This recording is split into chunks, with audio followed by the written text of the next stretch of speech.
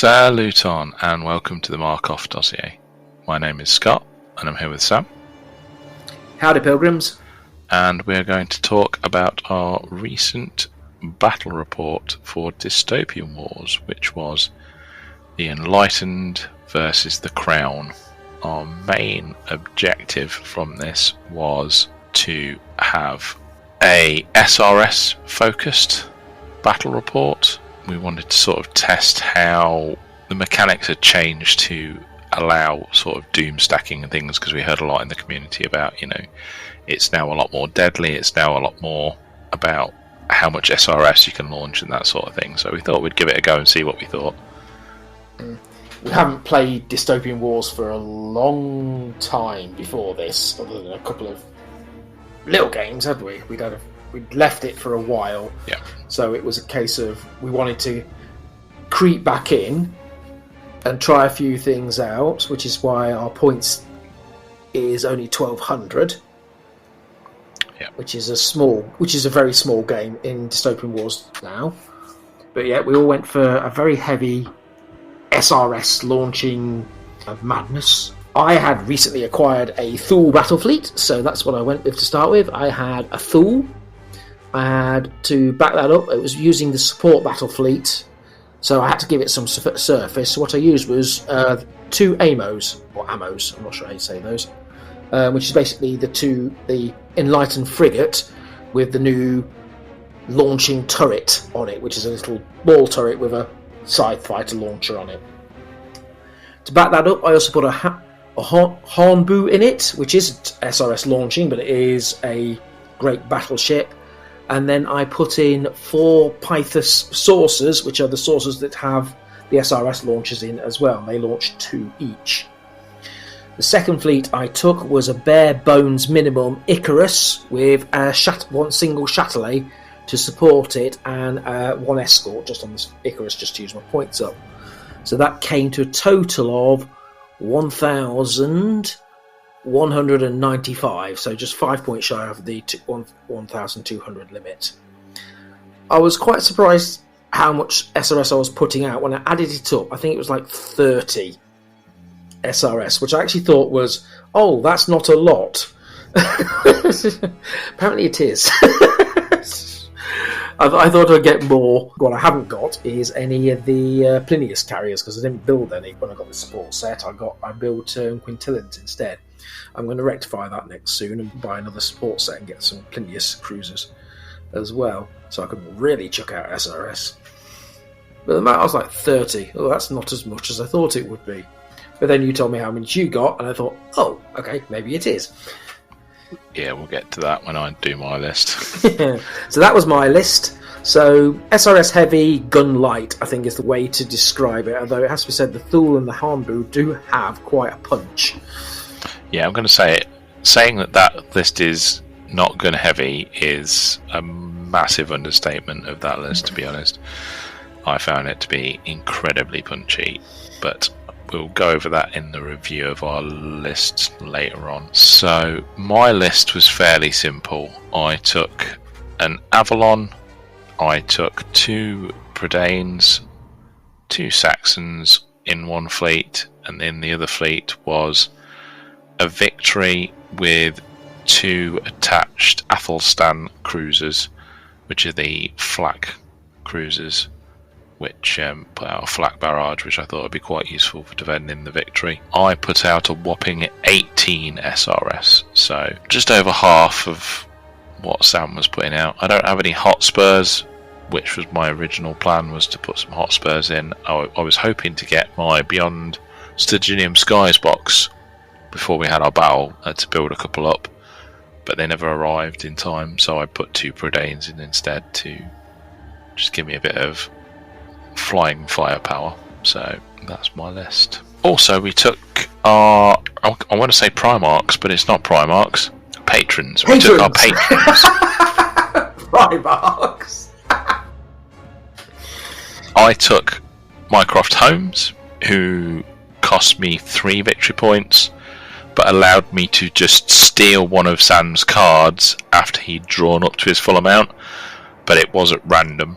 but I thought it was more fun than the other one to begin with, so that is what I did.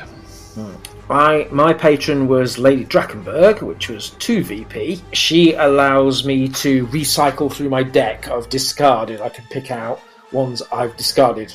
You do that in the maintenance phase, so you can swap one card you've got back for a discarded card. That's a really useful ability. Unfortunately, because of the way I was playing, I never got to be able to do it because by the end of the round, I'd always used all my cards up, so I couldn't use the ability, which was a shame. I might adjust my playstyle next time, so I've got something to do that with. Yeah, I think I'm not sure if I'd take Mycroft home again. Like I found it useful in one way, that to be sort of taking a card out, but because it's at random, like I don't really know what I'm taking from you, and I might be just getting rid of a really crap card, but it does mean you're always one card down in compared to your opponent, which you tended to get through all of your cards pretty much most rounds, I think. Yeah, I was using a lot of Valor ones just because I could, and it was great. I love that rule. If you've got it, definitely excellent, or if you remember it, it's even better.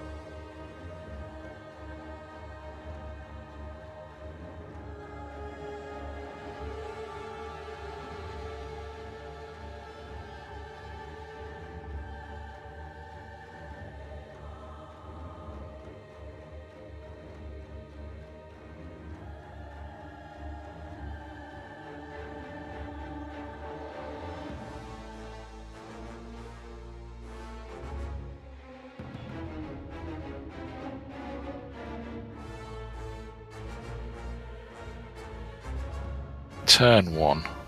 You got the initiative. Yep, so we started moving pretty early. My Châtelet had managed to use its Vanguard. I'd remembered to use my Châtelet's Vanguard rule and was actually out in front.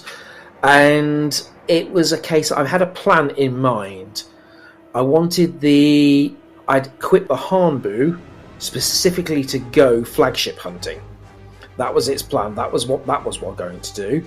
Whereas the others were there just to launch as much SRS as possible and keep out of the line of fire. Having said that, I still needed to get them forward, so I had to advance. I think the first thing I moved was Pythias, get them forward because I didn't want to commit anything big to start with, so I moved the Pythias forward. I don't think I used the long range patrol because of the sides of the board we were playing on, 4 foot by 4 foot. It didn't seem worth it to use that because you do get a penalty to your hitting power just so you can hit anywhere on the board. With the 4 foot by 4 foot board, pretty much once you've moved, you're going to hit everything on the board anyway, so it seemed better to hold back and then launch SRS where I wanted it to. 40 inches is a long way. Yeah. I activated my Predanes first, and again it was just a case of moving them forwards and seeing what I could shoot at, but they didn't really do a lot of damage. No, I think you you shoot at the Pythias first? Because the Pythias were the first. Simply they were in range, weren't they? Yeah, so they had the gunnery coming at them, and because of shield generators, I was always dropping a dice against those, which is it didn't really affect it a lot, but it is just slightly annoying to go from 8 dice down to 7 dice every single time. It's that one dice. It's like you think one dice isn't going to make a difference, but it can mean the difference between another exploder and just going over that armor level another time. So the things like the shield generators and the other one we've got, the entropic generator. If you've got to remember to use them with Enlightened, I think that's always the thing with Enlightened. You've got to remember to use them, but when you do, it's good. Did you take out a Pythias to start? I think you first. Yes, it was the most damage I did to the Pythias all game. I think. I thought, oh great, I'm going to wipe the unit out fairly quickly, and of course, that did not happen. We'll get to that. Yes, it was a case of a unit being massively punching over its weight for in terms of survivability. I expected the Pythias unit to die very quickly, but that for some reason just did not happen. No. I think I moved my ammos next, just to get them up in position, because again I don't want to commit my big ships yet. And then I think it's you next, and... Yeah, I moved my Avalon, and I launched my SRS in defence, because you launched all of your Plinius SRS tokens into my Avalon, and I felt like that was not the end of that, so I put them all in defence. Yeah. And then I took some pot shots, I believe, at the Hannibal. So I tried to target the Châtelet, because again I want to try and reduce the amount of SRS that's going out. So you went for the one that puts out 1. Yeah. But still, 1 away from 30, at least it's down into the 20s, then it's close to mine. I've requested that change, because that made sense when it first came out, just 1. Now it kind of seems odd that it only puts out 1 when you've got, for example, the Pythias actually put out 2. Yeah. It should be a 2. But I've asked, but we'll see if that actually happens in the next All-Back update. Probably not. So I managed to get a critical damage on it. I got a generator offline, but I think I got 1 damage on it, and that was it. So I chugged forward with it. Moved in range of. We forgot to mention the actual objective. In the middle of the board is a research station. So the objective is to capture the inactive platform in the middle, and for that you just needed to assault it and win the assault. There was a special table for it. What we found interesting was that once you had assaulted it, you held the platform, and the guns became active, which was quite a surprise. My Châtelet going up to assault the platform, quite surprised because it was actually a successful assault. I didn't expect a Châtelet to be able to successfully take the platform. I just thought I'd give it a go and see what happened, but it was a partially successful assault, not a full hold of the platform, but I then held it. Yeah, I was quite surprised how easily initially it was held. I think next, just moving them as far up the board as possible and shooting the Plinius out of the sky was my main objective now, because I considered them easy targets, which was a foolish mistake on my part. I chinked a single damage off one of the Pliniuses in the entire rocket salvo that went at them. Not Plinius, they're Pythias. They're Pythias, not Plinius. Plinius is a different ship. I start to bring up the Thule, and that thing can move. I take up a surprisingly large amount of real estate when it moves. And this is where I find out exactly how much firepower the Thule has. It's a lot. That's a gunship. Yeah. It is definitely not to be underestimated as just a carrier. Yeah, it's got to be one of the most heavily armed carriers in the game. It is. Possibly short of the Ice Maiden. Brutal, and because none of the weapons have any kind of qualities like gunnery or aerial or submerged, you just have to take it on the chin, and as I found out, the Avalon cannot take it on the chin. It has a glass jaw. No. So we straight away went in with some crits, didn't we? And that was just like the first. There's so many guns on it. It's got the X-ray laser blank. It's got the main cannon strapped to the bottom of it. It's got the etheric broadsides. It's ridiculously heavily armed. Yep, and they're all 360 as well, so it's not like, ever out of a firing arc either, so it was brutal. I got 2 crits, a Sturgeonian Flare and a Shredded Defences, I believe, and it knocked a good chunk out of my Avalon without, in turn 1. I know it's meant to be not the most sturdy of ships, but man, it was taking a pounding. I just got to roll so many dice. So lastly, I activated my Victory and accompanying Athelstans. Obviously, just moved them up as a unit together and tried for the Thule, I believe, but it was out of range. And so I went for the Pythos. And this is where you really, it was one of those, and it's going to be one of those games for me. Because you absolutely should have blown them off out of the sky. Yeah, it was just slowly chipping away constantly at them. They just kept, because of the shield generator and because of me being overly confident I was going to destroy them, I kept splitting my fire between all of them when I should have just annihilated one, moved on. Annihilated one. But I was so confident that I would take them down, but I just didn't, which was irritating. Oh, I also forgot to mention that at the start of my activation for the Victory, I forgot its most prominent feature of launching the 10 SRS tokens that I should have done. So I missed an entire SRS round in round 1, which was kind of key to my plan to begin with, but I totally forgot about it. My plan was basically launch the 10 SRS and divide them between whatever sources were left over, which was the 3 sources. So again, I don't know if I should have just piled them all onto one small saucer and be damned with it, but well, I don't think anyone expected them to survive like they did. No, not at all. Okay. So next, after your Victory, I started moving the Hanabu up. As I said, specifically, I kitted that out to go victory hunting. That's what I wanted to do with it. I had given it the Gravitonic Imperilator. Many of us just liked the idea of what it did. Basically, this picks you up, then drops you. That's not good if you're a surface ship. It's terrible if you're submerged. Aerial, it doesn't hurt at all. But it is, I've just thought, that's fun. It reminded me of the old Orc Lifter Dropper from 40k that we used to have back in the day. I know it's still a part of the thing. I'm wondering if we could get rules where we can actually pick what you pick up, you drop on other ships for a ram or something like that. Yeah, that was my fear, is that you're going to pick it up and drop it on another unit or something like that. Yeah. An aircraft carrier drops on you hurts. Yeah. That would not be good. No, it doesn't do that, unfortunately. It just drops you and smacks you down. Maybe in another Orbat update we'll make some rule that does that as a Valor effect. As a Valor effect, that'd be great, wouldn't it? Yeah, pick it up, drop it on a unit, and you do mass times 2 damage to whatever you land on. Yeah.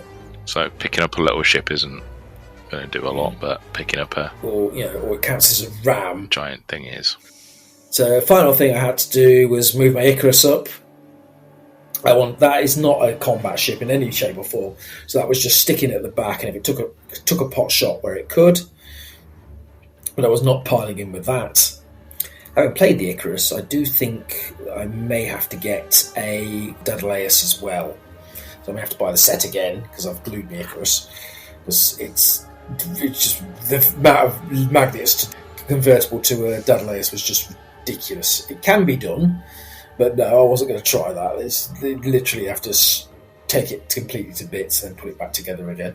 There's only one common bit between them. So I may have to get a Daedalus bit as well. But yeah, the Icarus, definitely not a combat ship. Just keep it at the back, chuck out SRS, and keep it alive, and use it to repair others. Yeah. Are we now entering the SRS phase? I think we are. Yeah, so we enter our first SRS phase. So the first resolution we wanted to do was against the Avalon. Yeah, so we had intercept here because you've got protecting SRS versus my current ones. So I rolled to see how many SRS I would take out. So for every 3 defences, you take out a single token. Which is quite, like, it doesn't sound like a lot, but when each token is adding 3 dice, it's sort of equal amounts of in and out. And I did manage to take quite a few out with my 8 protecting SRS. Yeah. So while it wasn't fun to take that amount of SRS, it wasn't as brutal as it could have been. we thought it was. I did get an exploding magazine critical damage on the Avalon as well, so it did chip off one of the Predains slightly. Yeah, the other thing I did with the SRS was, I think I did it in the first round when I was attacking a victory, was Enlightened can basically use their SRS as extra explosives for a particle cannon, which was fun. So yeah, let's just sacrifice some undead dudes. Boom! So that's always worth a go. Yeah, it nicely mirrors the detonation implants that they have in Wild West Texas for the creations as well. It's a nice little touch and little nod to its background, and the lack of care that they have for their menial pilots is worrying. Yeah. I think when we did the SRS on your, because I stacked some against your Pridanes. Yeah, and again, like, it wasn't many. It was like maybe 4 or 5. I only got the aerial defense against them, so I didn't get quite so many, and that was it. Yeah.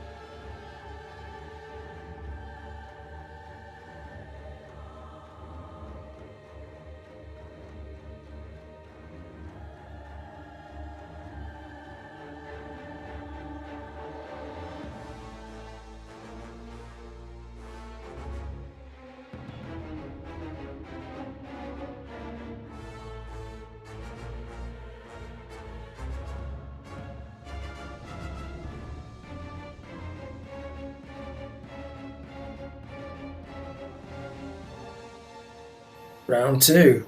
And it was 5-0 at this point. 5-0, because I'd played some victory cards, hadn't I? You'd got the station. Yeah, that was it. Got the station.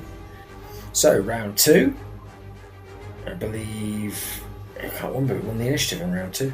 I believe it was me. Yeah, looks like you. I power slid my Avalon sideways just to sort of try and get it in a good position for later, in the hopes that it survived, but... You'd forgotten a rather critical thing about the station in the middle, which was I was holding it and it was armed. And you suddenly realise, I'm now taking point blank gunnery. This is bad. Yeah, my intention was crossing the T with the Avalon, but it only works with gunnery, so it didn't quite work out as my favourite, because I had the Hannibal and the Thule either side of it, and I was like, I could cross the T here, and then I read the rule and it was like, it's only works with gunnery, so the flat barrage, not the flat barrage, the flat broadsides and the rocket batteries just didn't do anything, so I just basically had a flak broadside against each of the two mass 3 and 4. Yeah. Also, you have to be in the front arc for the crossing the T, and you've completely positioned yourself wrong for that. Yeah, so I moved it forward, I had some pot shots at it, and I think I had a go at the Mass 2 carrier as well that was sat there just trying to keep hold of the station. I thought if I can get rid of that, then maybe I can get it. My intention was also then, at the end, to assault with the Avalon on the station, but I completely forgot to do it before saying my turn was done, so I missed my opportunity to do that as well. Yeah. And also, I don't think I couldn't launch any SRS, could I? Because when my turn started, I was at full chaos and disarray, so I couldn't do any special operations actions at all. Well, a few times we actually remembered those rules. That's something we're going to have to get used to remembering, is what the actual levels of disorder do. Yeah, but the thing is as well that with my lion-hearted crew, like, I can ignore some of the effects of the chaos and disarray stuff, which it's a common theme of this game, is I didn't pay enough attention to my special rules. I missed cloud hunting, I missed lion-hearted crew, I missed keep calm and carry on. Loads of bits and pieces that I need to really focus on, especially against the Enlightened that get so much like defensive bonuses against, because the Crown is such a standard fleet per se. So I think I took some pot shots at you with the base at this point, and now it's your turn again, and I think you're now moving your victory. I think that's what happened next. Yeah, and my plan was to go between, there's like a couple of rocks, so go between those, try and get up to the carrier, because the fray value on the victory was something ridiculous, like, I can't remember what it was, but it's the highest fray value I had on all my ships, so I just thought if I can get that in close. Unfortunately, I had misjudged how big the gap was and how many turns I needed to do for my unit, which was annoying. Yeah, she's not speedy as the victory, is she? Stately. That's a good way to describe her. She stately moves across the ocean, confident in her dominion. Yeah, so I took some pot shots again at the little Pythias saucers, and it was just chipping the paint constantly, like little dibs and dabs off the points values of them. I did manage to remember to launch my SRS this time as well with a victory. It went straight onto the Icarus. Yes. So it's just like, well, it's probably going to launch its SRS at me, so I'm going to launch my SRS at it. It only seemed like a fair trade at the time. Oh, you did do some damage to the Pythias there. I'm adjusting the dice. So I think I activated my Icarus next and took some pot shots. So even with the Icarus, it wasn't, again, he sort of said it wasn't very shooty, but compared to the Victory, which has got rocket batteries, like it's a lot more shooty than that is, because I've only got 2 that can fire at the front or 2 at either side. Yeah. Well, it's the same armament as Lovelace, for example. I've got etheric broadside and 2 particle beamers. That's all I've got. But you can boost the particle beamers with the Valor effect, though, can't you? The particle beamers, no. Particle cannon, I can, I think. But I need some SRS to do that. Okay, so your Pridanes come to play, and they're doing power sliding, like showing off. Yep. Look at this! Woo! Sideways! Just because we could, I think. There was no tactical reason for either of us doing power slide. Right. We just thought, this looks cool. And again, my plan was get up to the platform, assault the platform, try and take it away from you. But again, I got distracted by the shootiness. I tried to take some pot shots at the Thule, with both of them supporting each other. But again, because of the luminiferous defences, the gunnery stuff is... I don't think it was luminiferous, because that only works on broadsides. It's gunnery. Gunnery. I can't remember which one it was, but yes, you're right. Took another dice out of you and said, no, you can't do that. You did get a hit on it though. Crit. You got a crit through. Yes, but it doesn't stay for very long, if I remember rightly. No, I think I repaired it very quickly. As one other thing that we did remember to do is, like, we've been forgetting to do repairs at the end of our activation, because we always thought it was at the end of the turn that you did the same with the SRS resolution. I think the phrase maintenance step was what was throwing us on that. Yeah. But yeah, we started remembering to do that, so it definitely does make a difference to the game, because you are like having to think about your activations. Is this person going to target me, and if so, how much am I going to need to repair afterwards? And with the Thule, it's a lot. Yeah. Okay. Oh, I just remembered I turbo encabulated with the Châtelet. I thought, what can I do with the Châtelet? It's nearly dead. I might as well have some fun with it. So I rolled for a TED roll, and it went off into reserves, where it stayed because I completely forgot about it after that point. But I think if you're an Enlightened player, I think it must be a rule that you must at least turbo encabulate one unit somewhere in the game, because if not, why are you even being enlightened? Do you even science, bro? Yeah. I'm all for TED, because it either seems to work brilliantly or fail terribly. So far we've had no in between. No. It's never just an average, oh well, it's either gone for good or gone to reserves, or it never just moves. One day it will. And I shall appear in your deployment zone and claim VP, and then shoot you in your vulnerable sterns. Coming towards the end of this round, I think. Yeah, I think that you still had a Thule and a Hannibal to activate, and the Pythias. I'm going to say what I'd done. I decided I wanted to magnetise my ships to their bases so that the transporting would be easier. And I've used Green Stuff World's round magnets for flight. Mixed results, if I'm honest with that. Wouldn't use them again. I think I need just normal magnets.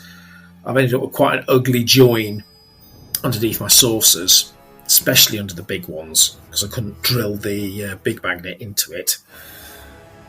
So it's just a massive whacking great magnet underneath, and I wish I hadn't done it. And the Pythias are on the balls, and they just flop over. Not doing that again. So, let's see. Hannibal's moving up. I think he's going to pick you up and drop you again, just for chuckles. Managed to successfully do quite a fair bit of damage to my victory. Another critical. Another level of disorder. You into your red dice. My Sturgeonian flare forwards as well, pushing me further away from my Athelstans, where I was left behind. Yeah. It was just... I think you actually ended up with, what's the word? Out of coherency, didn't you, for that? Yeah, I did. not a good time for that attached units. I did like the way it worked, though. It felt like the way escorts were supposed to work originally with attached units. So I was quite happy. As I said to you, yeah, I like attached units. As I said to you, I played the week before I played you. I played against my son, and he attached Albions to HMS Phaeton, all armed with torpedoes. It was lethal. just these massive torpedoes coming at me. I was like, ah! Everything died. Because the Trident generator and the super calculator thing it's got, it was horrible. It was like the torpedo equivalent of that scene in 300 with the blotting out the sun. No, it's not good. See, it's just everything died. Torpedoes. You're gonna have to try it next time you play your Crown. Take HMS Phaeton, put two cruisers with it that can torpedo launch, and just watch the carnage. The Avalon was down. That was from fire from the Thule, I think. Mm-hmm. Yep. Avalon's down, so another point for I did forget to mention that the Saxon did take over the research station very briefly and was recaptured by the Hannibal. I didn't expect the Saxon to actually hold the station at all. It was very impressive that it actually took it in the first place. But the nice thing is, once you take it, it's just the station is just the same. It doesn't matter what took it. It's just the station has the same firepower. But yeah, I quickly took it back. Not having that. Which was a shame because that denied you some major victory points because I held it back before the end of the game. Yes. I think the Thule just decided to lay into the Predanes at this point because it had no big target anymore. They cannot repel firepower of that magnitude. So at this point, I've now lost both of my Predanes to Thule. So that is in one round of shooting. Two cruisers that went down in a single round because they were barely touched, and finishing off the Avalon itself. But to be fair, was limping pretty much anyway. Yeah, it was in its last legs. It fires on the victory as well, and yeah, the victory's just stacking up the critical damages now. Critical damages. And then we move on to the SRS resolution. So we start with the Icarus, and we try and figure out how many dice are actually going to get rolled for it. Didn't do too badly, but again, like for 10 tokens with some defensive tokens there, I think it didn't do too badly. That was all the SRS, because the SRS that were on the Avalon were wasted because there was nowhere for them to move to. Yeah, they just went, oh.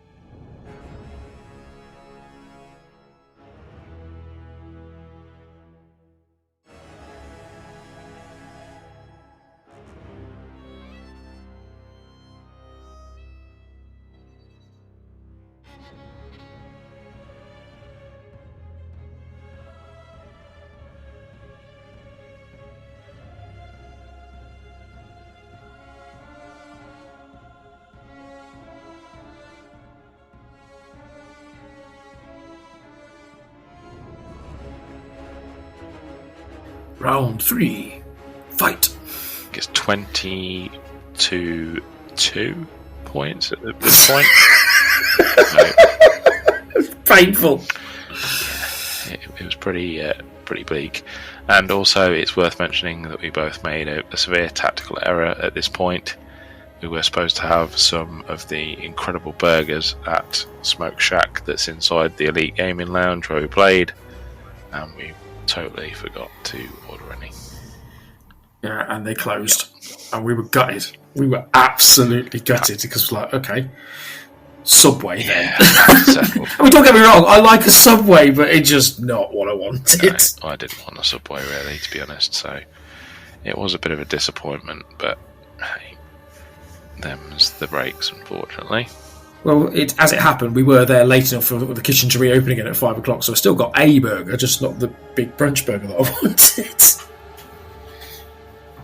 So, start around 3, I used a couple of cards that I drew immediately before any activations happened to get rid of a couple of critical damage markers and then a level of disorder. Just because I could then launch my SRS again at the Icarus. And then in what could only be described as a vengeance charge piled into the Pythias. Yep. You were somewhat determined at this point that these saucers were going down. Yes, unfortunately they never went down to me, which is even more annoying. But yeah, I also collided with a rock because my Athelstan couldn't manoeuvre enough to get through the rocks, so it became even more disordered and damaged at this point. Yeah, it was quite a distance from its unit. I will also say that one of the other things that was quite good about playing in the lounge, we were in the window and we were quite visible from the outside, and from the inside we were sort of at the very front of the shop in a big table.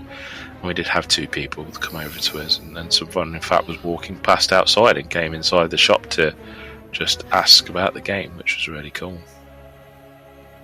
That was a lovely moment. Yes, they were staring at us through the window for quite some time. I don't think they could realise we could see them. Yeah. Until I started giggling because they were just literally pressed up against the glass, wondering what we were doing. Yeah. They were a lovely couple. And the guy that came to spoke was nice lad as well, very interested in what it was. So it definitely catches attention, this game, because it's clearly not that company. It's something else, and people want to know about it, especially as you've got boats and flying saucers on the same board at the same time. So the last charge of the victory. This is again more Athelstans trying to get rid of. You go on. You did manage to clear off the Pythias, one Pythias anyway. I think there's still one left on the board, isn't there? Mm-hmm. Another chip off the old Icarus as well. Down goes the victory. What shot it? I can't remember. I believe it was the Hannibal again.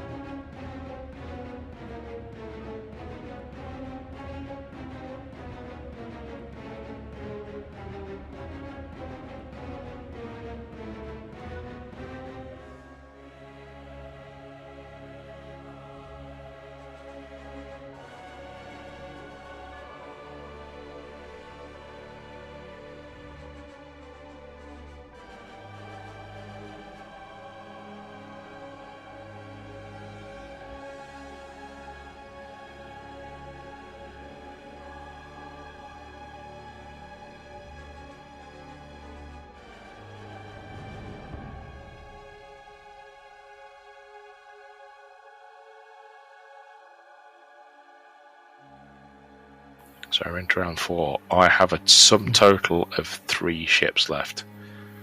A Saxon scout rotor and 2 Athelstans. And Sam still has a crippled Icarus, a fully healthy Hannibal, a fully healthy Thule, a poor, lonely... Oh, the ammo! Yes, I forgot about them. ammo. Oh yeah, it's just over there. Yeah, because you didn't activate them for the last 4 rounds. I don't think they activated round 1, and then round 2 to 4, they just stayed exactly where they were. 4 things. Forgot all about them. But to be fair, I also forgot about them until the end of the game, so it's just one of those things. But at this point, I think you're just trying to salvage some pride. yeah, at this point, I just wanted to sink the Icarus. I knew I wasn't going to win. It was something like 22 to 4 at this point, and yeah, I knew I wasn't going to win, but I had to sink the Icarus. I had to sink at least 1 capital ship before the end of the game.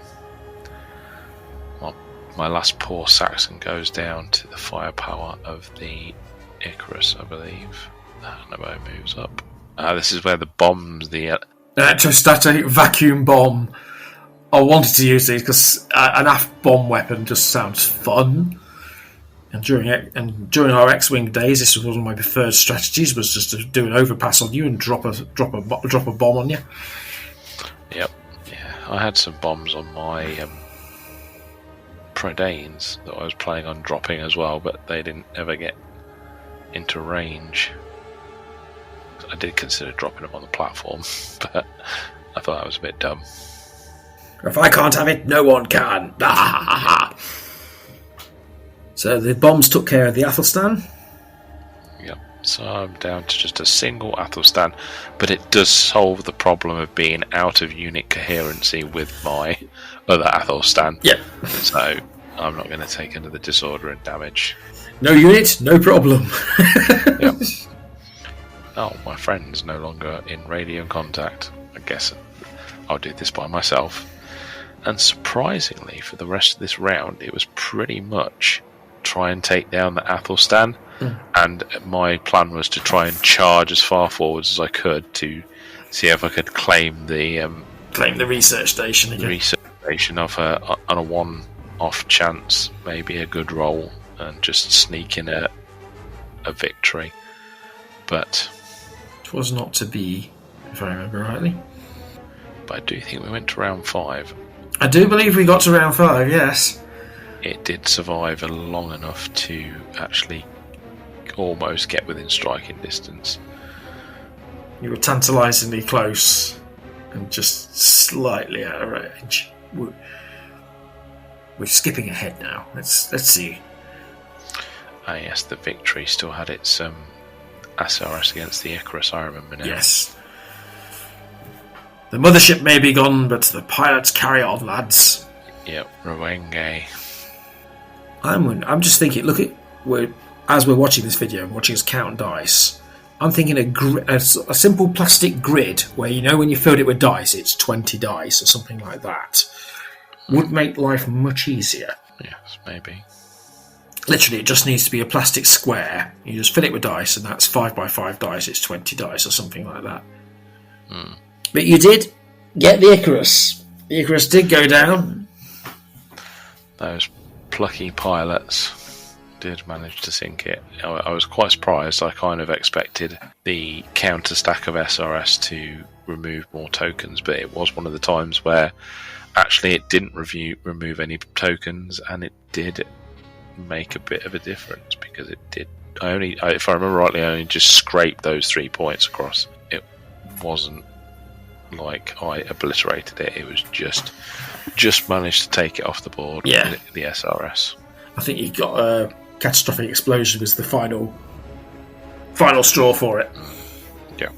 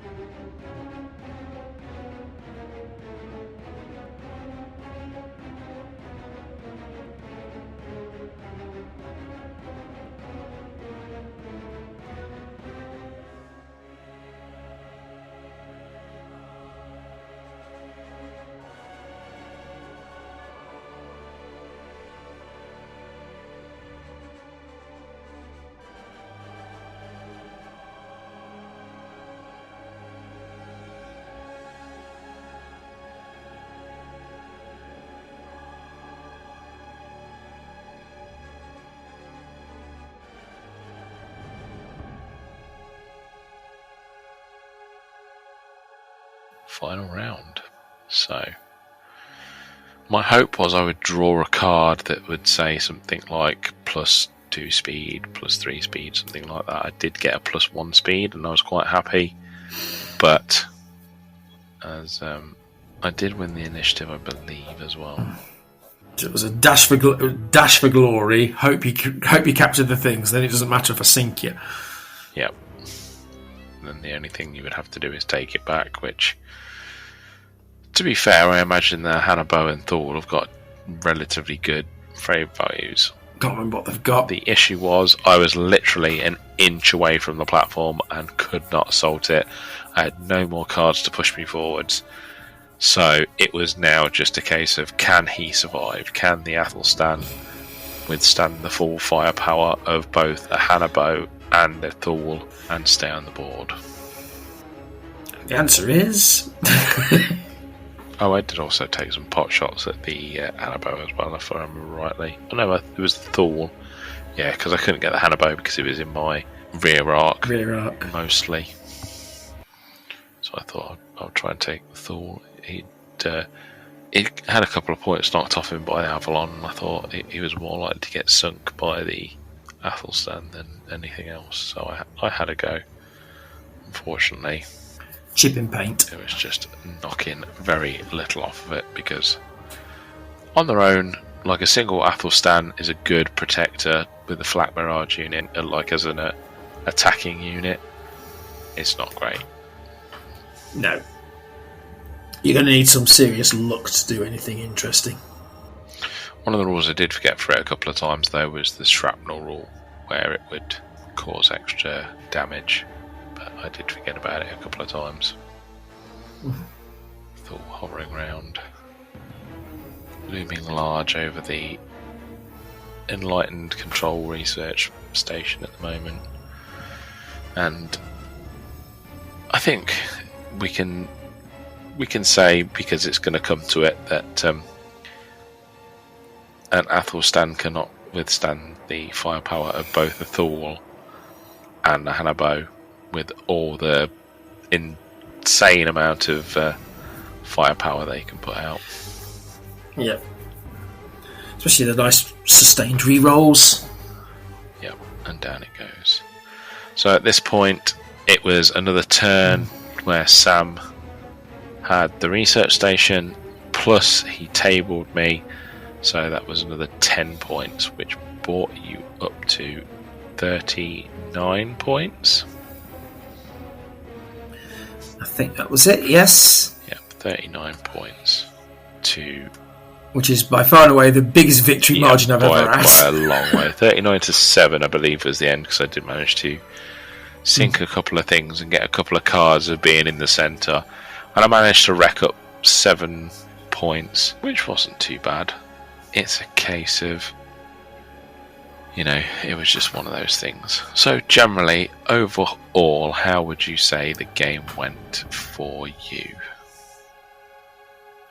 I think I'd picked an extremely painfully competitive list. Possibly a little too competitive, given that we were supposed to be testing out. But I would definitely use what I've got there as the basis of a bigger fleet. I'd probably swap out the Châtelet for something else, because quite frankly I don't think they're Châtelet just put out one SRS and I don't think they're worth it. But otherwise, yeah, I like the Thule of the Hannibal combination is nasty as hell. Pythias, I may try the combat version of the Saucer next time with a cannon or a mix of them. But yeah, absolutely, it's a good list I've picked. It's very competitive, and I will be putting that in again. To be honest, I think I got away with a lot of luck on that. Your luck was not great, but I am going to disagree with you. I think my luck was fine, but I think your luck was exceptional when it came to the getting rid of hits on the little saucers. I think I focused far too much effort on those little saucers, because I was willing them heavily to die, and they just didn't go, sadly. Yeah, I don't think my luck was terrible. I mean, it wasn't like amazing either. I think it was just fine. I think it was average amount of damage and average amount of saves as well. And again, like when I was rolling for aerial and submerged defences, I think I rolled reasonably well. Yeah. I think the problem was only 1,200 points, which didn't allow you to take things that live long. You've got a very paper fleet, which is the exact opposite of what Crown should be. There, I think when we take 2,000 points, you'll have stuff to back your Avalon up. You'll probably take a Britannia class or something as well. I'm not sure. So what we've said is the next game we play, we're going to play a 500 points list to see how we get on with that, because this did take us 6 hours to play the game. We did have like a 30-minute break for lunch, and like I'm not including the setup time, that was out of it. Like it was 6 hours from start to finish, roughly. We are so slow. I mean, and again, we're not playing it often. This is why we want to play it more, because with Wild West Exodus, we have those rules now ingrained in our brains. We know, Fatal know what it does, Lethal know what it does. I can remember the differences. Quicker Than Dead know how it works, all that sort of stuff. Whereas Dystopian Wars, because we've played it some total of 4 times now. Oh god, is it only that? Yeah, I've played it a bit more because I've played it with my son a couple of times. Yep. But yeah, that is. It's either 4 or 6. It's nowhere near as many as Wild West Exodus. No. So yeah, just getting that repetition and not having to constantly check the rules of how something works will speed it up for certain. Yeah. For my fleet, the Avalon, I feel like it is either overcosted or underpowerful. I know it's meant to be sort of soft and stuff, but then it needs to be launching more SRS tokens, to be fair. It just feels like it's a big points cost in comparison with all the other stuff that I've seen for other factions. It does give you Guardian Generator points, and to be fair, like the Guardian Generator did save the Avalon. Like I stopped the Thule from obliterating it in the first turn by just spending every single Guardian point generator I had to take the dice pool down by over half in the first turn. I was kind of annoyed you did that. I was like, what? Yeah. I could not let that happen, because it would have almost certainly sunk the Avalon immediately, because it was like 30 odd 40 dice, something like that. That's because I chucked that's when I was doing the particle cannon SRS trick. Yep. I was just like, no, we're not doing that. That's horrible.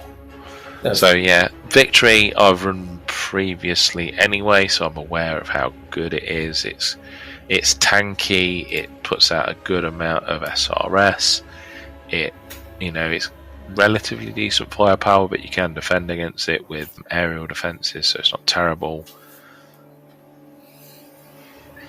Athelstan's a great companion for a Victory. I think they work really well. The flat barrage lends to it, so if somebody launches SRS against it, you've got that extra 10 dice in your defense pool to try and take out tokens, and it definitely helped keep that afloat.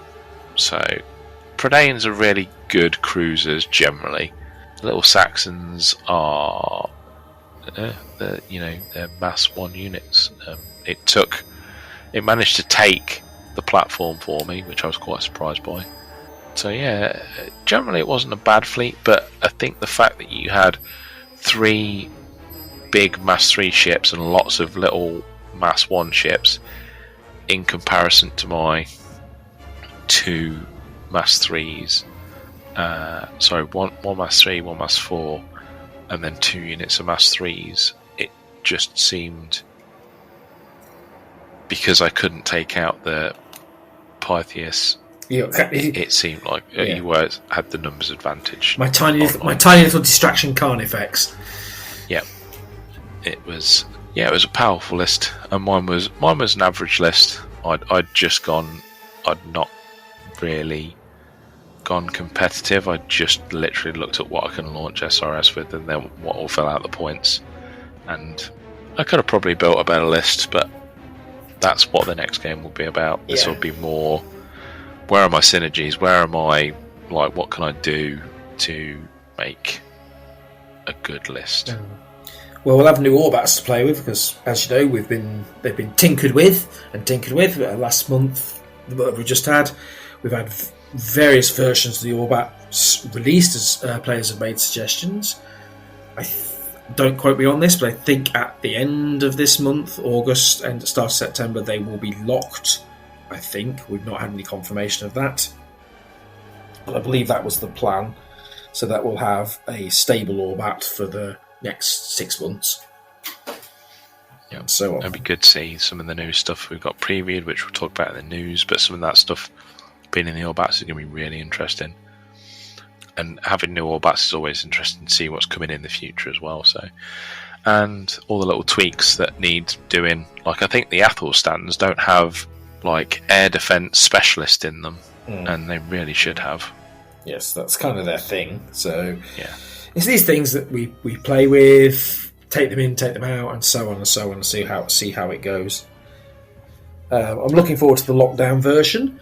I'm hoping to see some artwork in the lockdown versions. Because we're coming to the end of the artworks we've got. We've got almost no artworks left to be released. I really hope I'm dropping hints for you here, Stuart. We want some artworks, please. Even if it is a suggestion, just like close-ups, so we can play guess what that is. That's great. Yeah, I think the other thing that's worth mentioning as well is the patrons that we add in. They didn't make a massive difference to the game. I think they added like a little fun extra little step for me, but they didn't really affect you just because you were burning through your cards so quickly. Yeah, I'm going to try again next time. I'll probably use the same patron next time because I think, from my point of view, her power is more useful than Schneider's. I would actually say that like 3 victory points for Minecraft is a bit expensive because of the randomness, but I don't know. I thought that was a really good, because losing Valor cards, especially with the new Valor effects, you need a hand of Valor cards to make sure those Valor effects pull off. Yeah, true. So I think that's a powerful one. I like Drakenber's ability to shuffle through them. Matt Schneider gives discipline to my crew, which means I can ignore more of the disorder across my fleet, which is a good power. But I thought, no, I want to play with my cards. I didn't get to do it, but I still think I want to try that out again. Yes, I think we will include patrons for all our games. I don't think I'm ever going to say don't bother bringing a Patreon, or I'm not going to bother bringing a Patreon. I think they're a nice little addition. I'd like to try out some of the Imperium ones. Yeah, they definitely add a new dimension to it. I especially like the fact you give away victory points to have them. I think that's definitely adds a new dimension. Rather than losing points, you're actually giving your opponent an advantage, depending on which patron you pick, of course.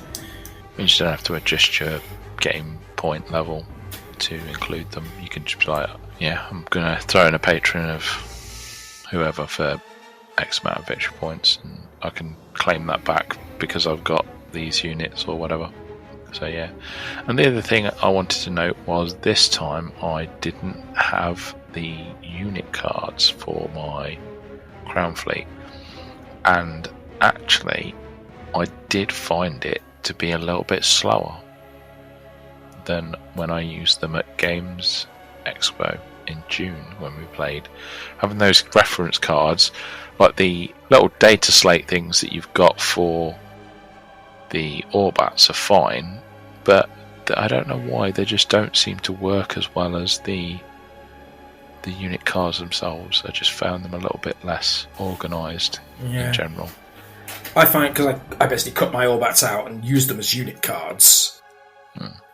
I've usually have them in a booklet, and I'm constantly flipping back and forth through the booklet. This time I had my unit cards my Obat cards on the table, and I just had a small booklet with my main rules in with highlighter pen on. These are the rules you're using, and that speeded me up. So I'm finding a way to organise myself that's better, but I will definitely be, when they finally release for the Enlightened, I'll definitely be using the unit cards. Yeah, definitely. So overall impressions of SRS, we already said quite a bit, is that we didn't find them to be doom stacking massively because we generally counted our SRS with SRS. I think if you didn't have... Well, so if you're unlucky enough to go against an SRS fleet without SRS, you're going to die. Yeah. I think SRS is something you almost have to include in the fleet, maybe. I don't know, because submerged, you can do torpedo runs, but I don't think they're quite as powerful. So I think submerged units might benefit a little bit from it, but I'm not sure, because you can't shoot aerial to submerged or submerged to aerial. So an all submerged fleet would be dangerous in the right hands. In the wrong hands, of course, it would be a tactical error. You have an all submerged fleet versus an all aerial fleet, you're in trouble. Yeah. So yeah, that's our battle report for this month.